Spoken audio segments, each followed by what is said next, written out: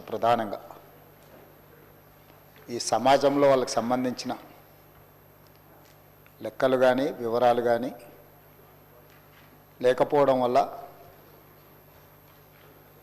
వాళ్ళ యొక్క వివరాల కోసం ఎన్నో రోజుల నుంచి చర్చ జరుగుతున్న సందర్భంలో ఈ సభలో ఈరోజు సామాజిక ఆర్థిక ఉపాధి విద్య రాజకీయ మరియు కుల సర్వే 2024 నివేదికను ప్రవేశపెట్టడానికి అవకాశం ఇచ్చినందుకు మనస్ఫూర్తిగా మీకు ధన్యవాదాలు. రాష్ట్రంలో సామాజిక ఆర్థిక విద్య ఉపాధి రాజకీయ మరియు కుల సర్వే సమగ్ర ఇంటింటి కుటుంబ సర్వే నిర్వహించాలనే ముఖ్య ఉద్దేశంతో మంత్రిమండలి ఫిబ్రవరి 4, 2024న తీసుకున్న నిర్ణయం ప్రకారం తెలంగాణ శాసనసభ ఫిబ్రవరి 16, 2024న క్రింది విధంగా తీర్మానించింది. వెనుకబడిన తరగతుల, షెడ్యూల్డ్ కులాల, షెడ్యూల్డ్ తెగల మరియు మిగతా బలహీన వర్గాలకు చెందిన ప్రజల అభ్యున్నతి నిమిత్తం వివిధ సామాజిక ఆర్థిక విద్యాపరమైన ఉపాధి రాజకీయ అవకాశాల ప్రణాళికలను రూపొందించి అమలు పరిచేలా తెలంగాణ మంత్రివర్గము 4, 2024 తేదీన చేసిన సిఫార్సు మేరకు తెలంగాణ రాష్ట్రమంతటా సామాజిక ఆర్థిక విద్యాపరమైన ఉపాధి రాజకీయ కుల సర్వే కులగణన ఒక సమగ్ర ఇంటింటి కుటుంబ సర్వేను చేపట్టాలని సభ ఏకగ్రీవంగా తీర్మానించింది. ప్రభుత్వం జాగ్రత్తగా పరిశీలించిన తర్వాత రాష్ట్రంలోని వెనుకబడిన తరగతులు, షెడ్యూల్డ్ కులాలు, షెడ్యూల్డ్ తరగతుల ప్రజలు రాష్ట్రంలోని ఇతర బలహీన వర్గాల స్థితిగతులను మెరుగుపరచడానికి వివిధ సామాజిక ఆర్థిక విద్యాపరమైన ఉపాధి రాజకీయ అవకాశాల కోసం ప్రణాళికను రూపొందించి అమలుపరచడం కోసం తెలంగాణ రాష్ట్రమంతటా సామాజిక ఆర్థిక విద్యా ఉపాధి రాజకీయ మరియు కుల సర్వే చేపట్టడం కోసం 10/10/2024 తేదీన GOMS నంబర్ 18ని జారీ చేసింది. అధ్యక్ష, ప్రభుత్వం 19/10/2024 తేదీన 122 క్యాబినెట్ A2/2024 మెమో ద్వారా సామాజిక విద్య ఆర్థిక ఉద్యోగ రాజకీయ మరియు కుల సర్వే నిర్వహణను పర్యవేక్షించేందుకు గౌరవ నీటిపారుదల మరియు CAD ఆహార మరియు పౌర సరఫరాల మంత్రివర్యులు శ్రీ N. ఉత్తమ్ కుమార్ రెడ్డి గారి అధ్యక్షతన కమిటీ ఏర్పాటు చేసింది. సర్వే నిర్వహించేందుకు ప్రణాళిక శాఖ నోడల్ విభాగంగా నియమించబడింది. సర్వే విధి విధానాలను అవగాహన చేసుకునేందుకు మరియు ఉత్తమ విధానాలను అవగాహన చేసుకునేందుకు ఇతర రాష్ట్రాలైన కర్ణాటక మరియు బీహార్లలో జరిగిన వివిధ సర్వేలను క్షుణ్ణంగా అధ్యయనం చేయడం జరిగింది. అధ్యక్ష, ఈ అధ్యయన ఫలితాలను ప్రస్తుత CIPC సర్వే విధాన రూపకల్పనలో అనుసంధానపరచడం జరిగింది. వివిధ ప్రజా సంఘాలు, సామాజికవేత్తలు, మేధావులు, ఇతర స్టేక్ హోల్డర్ల అభిప్రాయాలను పరిగణలోకి తీసుకొని ఈ క్రింది సర్వే షెడ్యూల్ని రూపొందించడం జరిగింది. అధ్యక్ష, A. House listing schedule, B. Survey schedule, C. ఎన్యూమరేటర్లకు మార్గదర్శకాలు, సర్వేలో సేకరించిన సమాచార రకాలు. సర్వే ఫారంలో మొత్తం 57 ప్రశ్నలు ఉండగా అదనపు ఉప ప్రశ్నలతో కలిపి మొత్తం 75 ఫీల్డ్లో సామాజిక ఆర్థిక విద్య ఉపాధి రాజకీయ మరియు కుల అంశాలకు సంబంధించిన సమాచారం సేకరించబడింది. సర్వే విధానం మరియు ప్రణాళిక రాష్ట్రంలోని ప్రతి జిల్లాను 150 కుటుంబాలతో కూడిన ఎన్యూమరేషన్ బ్లాక్గా అదే విభజించబడింది.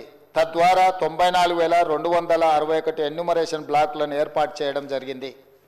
ప్రతి ఎన్యూమరేషన్ బ్లాక్కి ఒక ఎన్యూమరేటర్ను మరియు ప్రతి 10 మంది ఎన్యూమరేటర్లకు పర్యవేక్షించడానికి ఒక సూపర్వైజర్ను నియమించడం జరిగింది. అధ్యక్ష, తద్వారా రాష్ట్ర వ్యాప్తంగా 1,03,889 ఎన్యూమరేటర్లను మరియు సూపర్వైజర్లను నియమించడం జరిగింది. క్షేత్రస్థాయిలో సర్వే సామాజిక ఆర్థిక ఉపాధి విద్య రాజకీయ మరియు కుల సర్వే 2024 నవంబర్ 6న హౌస్ లిస్టింగ్తో ప్రారంభమైంది. మొదటి దశలో హౌస్ లిస్టింగ్ 6 నవంబర్ నుండి 8 నవంబర్ 2024 వరకు 3 రోజుల పాటు నిర్వహించబడింది. అసలైన సర్వే 9 నవంబర్ 2024 నుండి గౌరవ తెలంగాణ గవర్నర్తో ప్రారంభమైంది. అధ్యక్ష, రాష్ట్రంలో సర్వే 6/11/2024 ప్రారంభమై 25/12/2024 పూర్తయింది. 50 రోజులు సర్వే ముగిసే సమయానికి మొత్తం సర్వే చేసిన కుటుంబాల సంఖ్య గ్రామీణ ప్రాంతాలలో 66,99,602 మరియు నగర ప్రాంతంలో 45,15,532 కాగా మొత్తం సర్వే చేసిన కుటుంబాల సంఖ్య 1,12,15,134. హౌస్ లిస్టింగ్ చేసిన మొత్తం 1,15,71,457 కుటుంబాలకు గాను 1,12,15,134గా ఉంది. ఇది సర్వే కవరేజ్ను 96.9% సూచిస్తుంది. ఇతర కారణాల వల్ల సర్వే చేయని కుటుంబాల మొత్తం సంఖ్య 3,56,229. ఎక్కువగా సర్వే చేయని కుటుంబాలు GHMC మరియు ఇతర నగర ప్రాంతాలలో ఉన్నాయి. అదేవిధంగా అధ్యక్ష, రాష్ట్రంలో డేటా ఎంట్రీ 20/11/2024 ప్రారంభమై 25/12/2024 పూర్తి అయింది. డేటా ఎంట్రీ పూర్తి చేయడానికి మొత్తం 36 రోజుల సమయం పట్టింది. 2024 ఫిబ్రవరి 4 మంత్రిమండలి తీసుకున్న నిర్ణయానికి అనుకూలంగా సర్వే అన్ని అంశాల్లో 1 సంవత్సరం లోపు విజయవంతంగా పూర్తి చేయబడింది. అధ్యక్ష, ఫిబ్రవరి 4, 2024 నాడు నిర్ణయం చేసి ఫిబ్రవరి 4, 2025 ఈనాటికి సరిగ్గా సంవత్సరం పూర్తి చేసుకుంటున్న సందర్భంగా ఈ నిర్ణయము నివేదికగా మారి ఈ సభ ముందుకు ఒక ప్రభుత్వ అధికారిక డాక్యుమెంట్గా ఈరోజు సభలో ప్రవేశపెట్టినాం అధ్యక్ష. అదేవిధంగా ఈ క్రింది సర్వే డేటా మరియు ఫలితాలను పూర్తిగా తెలంగాణ నివాసితులు ఎన్యూమరేటర్లుగా స్వచ్ఛందంగా చెప్పిన సమాచారంపై ఆధారపడ్డాయి. ఈ సర్వేలో నమోదైన కుటుంబాల ఆధారంగా రాష్ట్రంలో 3,54,77,554 మందిని సర్వే చేయడం జరిగింది. ఈ మొత్తం సామాజిక వర్గాల వారిగా సంఖ్య ఈ క్రింది విధంగా ఉంది అధ్యక్ష. ఎస్సీలో 61,84,319 మంది ఉండగా ఇది మొత్తంలో 17.43% ఉంది. ఎస్టీలో 37,05,929 మంది ఉండగా ఇది మొత్తంలో 10.45% ఉంది అధ్యక్ష. బీసీ ముస్లిం మైనారిటీ మినహా 1,64,09,179 ఉండగా ఇది మొత్తంలో 46.25% ఉంది అధ్యక్ష. ముస్లిం మైనారిటీలో బీసీలు 35,76,588 ఉండగా ఇది మొత్తంలో 10.08% ఉంది అధ్యక్ష. ముస్లిం మైనారిటీలో ఉన్న బీసీలను కలుపుకుంటే మన రాష్ట్రంలో మొత్తం బీసీలు 56.33% ఉంది అధ్యక్ష. రాష్ట్రంలో ఈరోజు ప్రభుత్వం అమలు చేస్తున్న బీసీ రిజర్వేషన్లు ABCDE ఈ అన్ని గ్రూప్లలో 56.33% ఈరోజు బీసీ జనాభా ఉన్నదని చెప్పి నివేదిక మనకు తెలుపుతున్నది అధ్యక్ష. ముస్లిం మైనారిటీలో ఓసీలు 8,80,424 ఉండగా ఇది మొత్తంలో 2.48% ఉంది. ముస్లిం మైనారిటీలో మొత్తం 44,57,012 మంది ఉండగా ఈ మొత్తంలో 12.56% మైనారిటీ జనాభా ఉంది అధ్యక్ష. ఓసీలు 47,21,115 ముస్లిం మైనారిటీలు మినహా ఉండగా ఇది మొత్తంలో 13.31% ఉంది అధ్యక్ష. ఓసీలో ఉన్న ముస్లిం మైనారిటీలను కలుపుకుంటే మొత్తం ఓసీలు 56,01,539 మంది ఉండగా ఇది మొత్తంలో 15.79% ఉంది అధ్యక్ష. ఈ సర్వే ద్వారా సేకరించిన డేటాను షెడ్యూల్డ్ కులాలు, షెడ్యూల్డ్ తెగలు, వెనుకబడిన తరగతులు మరియు రాష్ట్రంలో ఇతర బలహీన వర్గాల సంక్షేమానికి విధానాలను రూపకల్పన చేయడానికి ప్రభుత్వం ఉపయోగిస్తుంది. ఈ చర్య సమానత వృద్ధి పట్ల ప్రభుత్వ నిబద్ధతను మరియు తెలంగాణ ప్రజల భిన్న అవసరాలను తీర్చే పద్ధతిని ప్రతిబింబిస్తుంది. ఇది డేటా ఆధారిత సమగ్రత మరియు పారదర్శకత ప్రాతిపదిక నడిచే పాలనకు నూతన దశ ప్రారంభాన్ని సూచిస్తుంది. అధ్యక్ష తమరికి తెలుసు అధ్యక్ష, ఈ దేశంలో బలహీన వర్గాలు, అది హిందువులకు సంబంధించిన బలహీన వర్గాలు కావచ్చు, ముస్లిం మైనారిటీలలో ఉన్న బలహీన వర్గాలు కావచ్చు, మొదటి నుంచి కాంగ్రెస్ పార్టీ తెలంగాణ ప్రభుత్వం 50% పైగా జనాభా ఉన్నారని మనం వివిధ సందర్భాలలో చర్చించుకున్నాం, వివిధ సందర్భాలలో మాట్లాడుకుంటున్నాం. కానీ ఈ లెక్కలకు సహేతుకత కానీ ఒక పారదర్శకమైన ప్రభుత్వ పాలసీ డాక్యుమెంట్ కానీ లేకపోతే ప్రభుత్వం ఒక క్రమ పద్ధతిలో సేకరించిన సమాచారం కానీ లేకపోవడం వల్ల ఎవరికి వాళ్ళు ఏదో ఒక నెంబర్తో ఏదో ఒక చర్చల ద్వారా చర్చించుకున్నప్పుడు స్థానిక సంస్థల రిజర్వేషన్ల విషయంలో కావచ్చు, విద్యా ఉద్యోగ రిజర్వేషన్లు కావచ్చు, అమలు చేయాలన్నప్పుడల్లా కూడా న్యాయస్థానాలలో మనకు కొంత ఇబ్బందికరమైన పరిస్థితులు ఉన్నాయి. అధ్యక్ష ఈ బలహీన వర్గాల జనాభా లెక్కలకు సంబంధించి ఒకవేళ మనం ఆలోచన చేసి ఈ సభలో మాట్లాడుకోవాల్సి వస్తే, ఈ దేశాన్ని బ్రిటిషర్స్ పరిపాలించినప్పుడు 1931లో కులగణన జరిగింది తప్ప ఆ తర్వాత స్వతంత్ర భారతదేశంలో 75 సంవత్సరాలు పూర్తి చేసుకున్న సందర్భంలో ఎన్నిసార్లు జనాభా లెక్కలేసినా 2001 జనాభా లెక్కలు కావచ్చు, 2011 జనాభా లెక్కలు కావచ్చు, లేకపోతే 91 జనాభా లెక్కలు కావచ్చు, లేకపోతే వెనక్కి వెళ్తే 81 జనాభా లెక్కలు కావచ్చు, ఇట్లా ప్రతి 10 సంవత్సరాలకు ఈ దేశంలో లెక్కిస్తున్న జనాభాలో ఎస్సీ ఎస్టీల వివరాలు మాత్రమే పొందపరిచారు తప్ప బలహీన వర్గాలకు సంబంధించిన ఇతర కులాలు ఉపకులాలకు సంబంధించిన వివరాలను ఏ రోజు కూడా పొందుపరచకపోవడం వల్ల 75 సంవత్సరాలు పూర్తి చేసుకున్న ఈ భారత స్వతంత్ర దేశంలో బలహీన వర్గాల యొక్క లెక్కనే లేకపోవడము, బలహీన వర్గాలకు ఒక ఆవేదనగా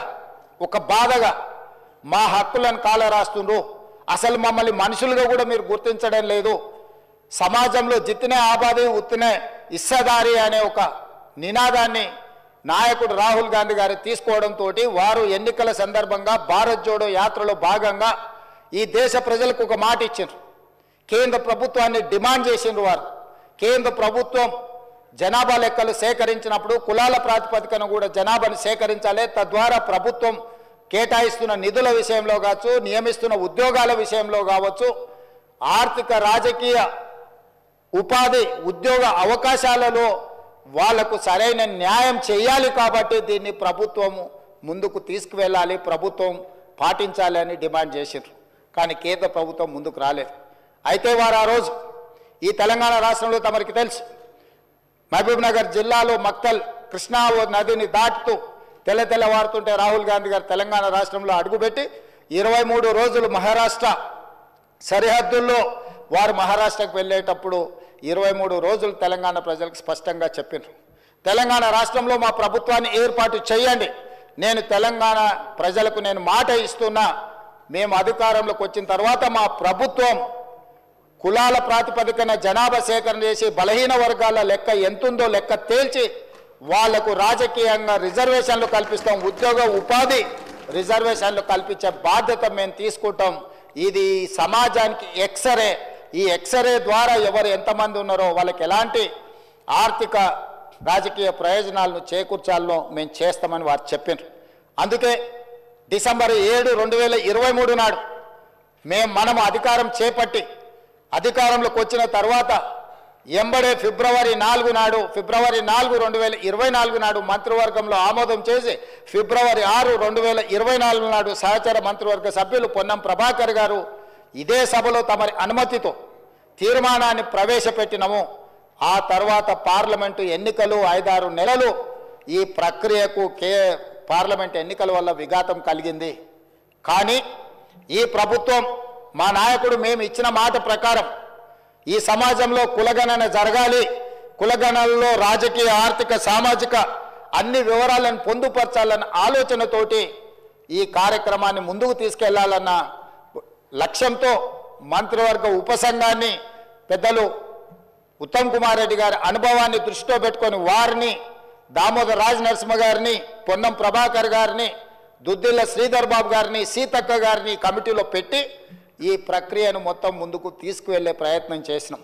ఈ ప్రక్రియలో భాగంగా బీహార్, అంతకుముందు కర్ణాటక రాష్ట్రాలు ఈ ప్రక్రియను చేపట్టి బీహార్ తీసుకొచ్చిన ఈ వివరాలను కోర్టులు కూడా వాటి మీద స్టే ఇవ్వడంతో తప్పిదం జరగొద్దు, ఇది పక్కడబందీగా ఉండాలి అని చెప్పి అధికారులను ఆయా రాష్ట్రాలకు పంపించినాం అధ్యక్ష.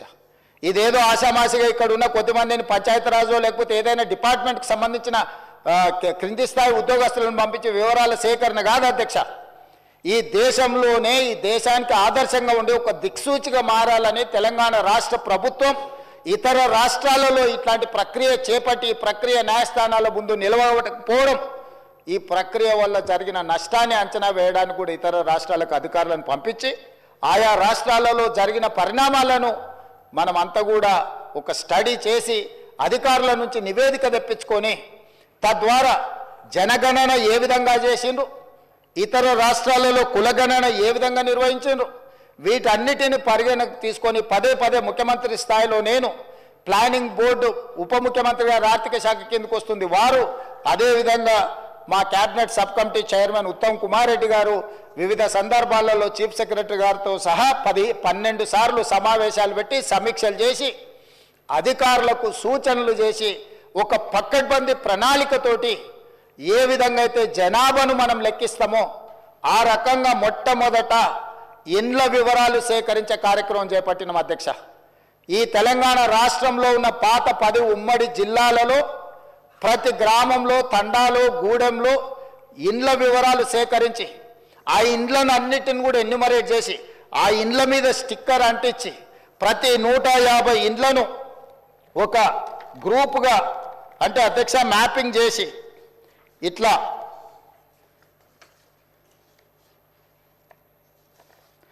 ప్రతి ఇంటిని కూడా ప్రతి ఇంటికి స్టిక్కర్ అంటించి ప్రతి 150 ఇండ్లను ఇట్లా మార్కింగ్ చేసి ఈ రకంగా 150 ఇండ్లను ఒక యూనిట్ కింద, ఒక బ్లాక్ కింద గుర్తించి ప్రతి యూనిట్ని ఈరోజు నేను ఇంతకుముందు చెప్పినట్టు 94,000 పైచిలకు యూనిట్లుగా గుర్తించి వీటి ప్రతి ఏరియాకు ఒక్కొక్క ఎన్యూమరేటర్ని ఇచ్చేసి ఈ 150 ఇండ్లను రోజుకు 8 నుంచి 10 కంటే ఎక్కువ చేయకూడదు. ఎందుకంటే 10 కంటే ఎక్కువ చేస్తే వాళ్ళు తొందరపాటులో హడావిడిగా చేయాలన్న నిర్ణయంతో వాళ్ళు తప్పర్లు జరగడానికి అవకాశం ఉంటుందని చెప్పి వివిధ డిపార్ట్మెంట్లకు సంబంధించిన వాళ్ళు, teachers, agriculture extension officers, anganwadi teachers, IKP ఏపీఎంలు, bill collectors and assistant bill collectors, ward officers, Indira Kranthi పథకం book keepers, chairman, environment engineers, Panchayati Raj secretary, junior assistant, record assistant, typist, work inspector, ఇట్లా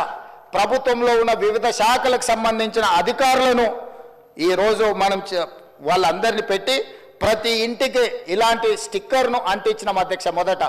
మొదటి 3 రోజులు ఈ రాష్ట్రంలో ఉన్న అన్ని గృహాల యొక్క వివరాలను సేకరించి ఆ వివరాలన్నిటిని కూడా ప్రతి ఒక్కరి ఇంటికి ఇట్లా స్టిక్కర్ అంటించి ఫస్ట్ ఇండ్లను గుర్తించడం జరిగింది అధ్యక్ష.